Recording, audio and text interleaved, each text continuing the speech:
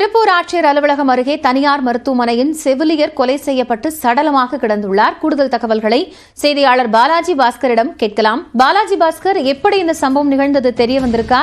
விசாரணை நிலவரம் எப்படி இருக்கு? காயத்ரி, அதாவது திருப்பூர் மாவட்ட ஆட்சியர் அலுவலகம் அடுத்து இருக்கக்கூடிய பூம்புகார் நகர் மற்றும் மாவட்ட ஆட்சியர் அலுவலகம் இடைப்பட்ட பகுதியில் இருக்கக்கூடிய காலி இடத்தில் இன்று காலை பெண் ஒருவர் சடலமாக இருப்பதாக அப்பகுதி பொதுமக்கள் தெற்கு போலீசாருக்கு தகவல் தெரிவித்தனர்.